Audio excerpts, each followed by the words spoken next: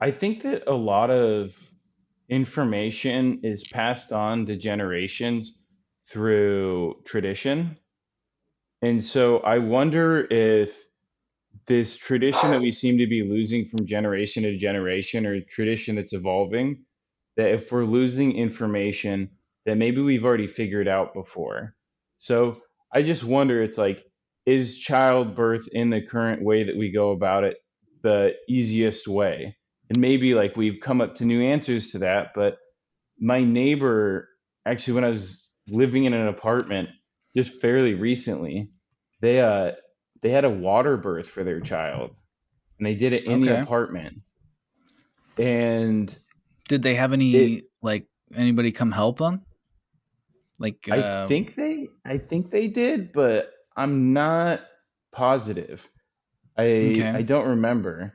And but it was something where in that circumstance they seemed to describe it, it was as it was like a better option Okay. than. And I know that she didn't do drugs for it or anything. She didn't take any drugs for it or anything. And so I wonder with things like that, right? Like she's not the first person to have a childbirth in water. And so I wonder, like No. with tradition or something like that, is like something in tradition lost in that would have helped with that as well along the way.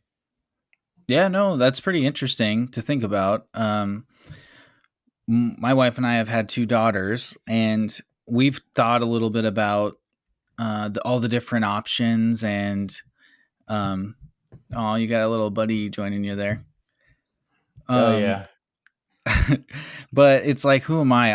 I don't know anything about it, but I mean, I've heard that the whole water bath thing can be cool. And the second time when she went to give birth, they did have a room that had a bathtub in it, and she did get in the bathtub, and I think that helped her with the labor process and I guess the delivery.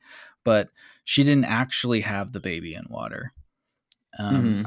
I don't know if they would have allowed that at the hospital where we did it or not, but maybe they would have.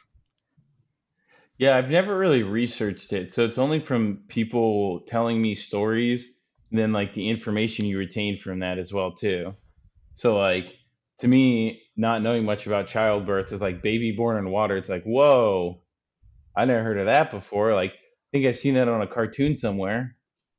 Like Yeah, when you're married and your wife's pregnant, you do start to just like have conversation. You're having conversations every night at dinner or and after dinner, or whatever you're hanging out, and so you start to talk about stuff relevant to your situation, which is we're getting close to delivery, and she wants to talk about it. So we did talk about how, like, I think they even have birthing with dolphins is like a thing. Like they'll have dolphins in a giant pool, and then the mom must mhm. sit on the edge or something. To me, it sounds extremely dangerous, and I wouldn't be doing that. But I have heard that. I think that's a thing.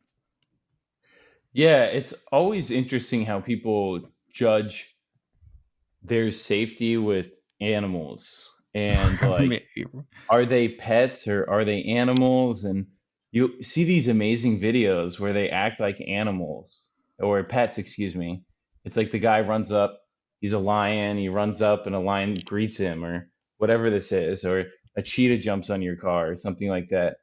But then in a snap of a second, it that's all it takes. And it's like, Yeah. can you control that, or is that risk worth that reward kind of situation? And it's always strange to me how people justify that, because I'm always breaking it down in the sense is like, do they know or do they understand something that I don't?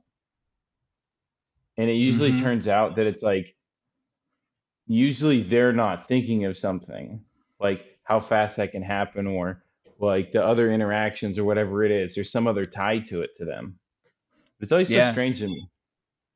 I saw a video when YouTube was first coming out, and it was like this guy rescued a lion cub and raised it Mhm. until it was like one. But I guess one means fairly good sized lion at that point. But then they released him back into the wild and then didn't see him for like 7 years and then tracked him down. And they show him like running up to each other and hugging, and they have the inspirational music in the background. but it's like he didn't know that that lion was going to give him a hug. And the lion, it's a full grown, huge lion with a big mane, and it puts both of its paws on him. And it's like you said, it could have totally swiped his face, you know? Yeah, there's this guy I remember. I don't remember where I heard him first, but I watched a video or I heard about this guy, and then eventually he was a guest on Joe Rogan, and he had lived with wolves, and he had got these pack of wolves when they were really small, and he had raised them. And one of the things is the leader of the pack eats the liver because the liver is the most nutrient dense part of the animal. So to Really? raise this pack of wolves, he would have to go and get a deer, then open the deer up, take the liver out, cook the liver, put the liver back in the animal, then go take the animal to the wolves, eat with the wolves, and take the liver and eat it in front of them. And he had to go through this whole Holy process. shit. Yeah, and he was like trying to learn all about the wolves and the pack mentality, and he figured something out about their howl and how they mark their territory based off of their howl, I believe, something like that. And he figured this pattern out because there was these wolves that were coming and attacking this farmer's sheep. And so he was able to if I remember this correctly, he was able to make a CD for this farmer that this farmer was able to then play like on a loudspeaker that then discouraged the wolves that were in the area because they thought there was a bunch of wolves there from like this CD. He was able to reproduce like, hey, I'm a new pack that came to town and get the heck out of here. These are my sheep. Damn. So yeah, this if I remember right, this trip took him about 2 weeks to do. And while Okay, he was that's not too gone, bad. yeah, but while he was gone, the dynamic of the wolf pack changed, and that he was no longer the leader of the wolf pack. He was now a submissive person in the wolf pack. Somebody else had taken the leadership of the wolf pack, and so it was kind of in that moment, and talking about these wild animals, he comes back and he's not greeted with the happy, "Hi, how are you?" In a way, he's greeted with like when he goes for something, they're showing teeth at him. And so he's coming at it like we see all these happy videos and things like that. But from the other side, he leaves for a little bit, comes back, and the Wolves have continued to move on without him. Was he videotaping any of this? Oh yeah, this is a documented thing.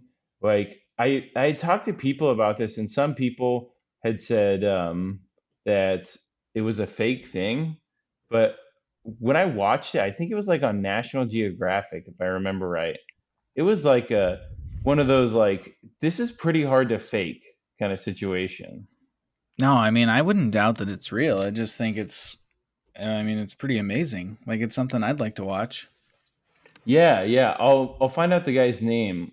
I don't Okay. remember it off the top of my head, but there should be like enough as well in there too, where for all the people that will listen to this as well, they should be able to find it pretty easily. Okay. Yeah. But yeah, so it's always interesting to me how people judge like reactions with animals or things that can't speak. My mom had always told me when I got a dog, he's like one sitting next to me. She always says having a dog is harder than having a kid because a kid can tell you what's wrong and a Yeah. dog can't. So if you can look at a dog and figure out what's wrong with them, then kids will be easy. I have a dog and two kids. And I don't know. So we got him when he was 4. So we got to Hmm. skip the puppy phase. He's 6 now.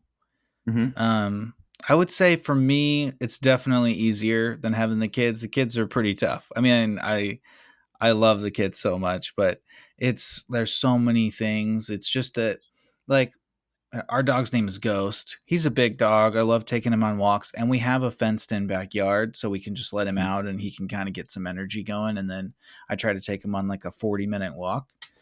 But for the most part, it's like he can kind of hang out and take care of himself. We have a couple different stations where he can eat, and then we have different treats. And we put a bell on the door, and he hits the bell when he wants to go outside. Sure. Um, but I have been lucky in that, like you were saying, a dog can't let you know if something's wrong. I think since we got him at 4 and now he's 6, we haven't had to deal with, like, when he's 12 and stuff starts going wrong with him. I think that will be pretty devastating. Um, and you're right, babies do definitely tell you when something's wrong. Like they cry when they want something. So that is nice. It's definitely not to say that like raising a child or raising a dog is easier than raising a child, but I think it's to identify at a certain point that if you can identify like with enough intuition on what the issues with the dog is or something that's nonverbal, the idea of being able to take care of something verbal, you'll be able to synthesize those answers as well too, because you'll be able to get more data and more feedback as well. I think that was the Absolutely. point that she's trying to make. Okay. Yeah, I don't. Yeah, I think having a dog versus having a kid, it's like, yeah, I don't know. Like, I could probably leave enough dog food out and enough water that it's like my well, dog would probably make it longer than my kid. well, I can tell you the cat, if you've ever had a cat, is the easiest thing.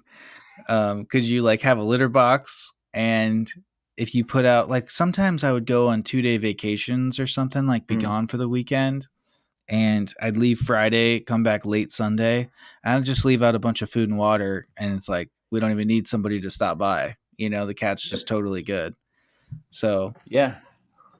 cat is by far the easiest, but Yeah, right. I think I wonder out of like house pets or domesticated pets that we have. So cats seem to be less of a pack animal. Although cats can be pack animals, house cats don't seem to be pack animals. But they do fine with having another cat around. So I'm always kind of confused by that.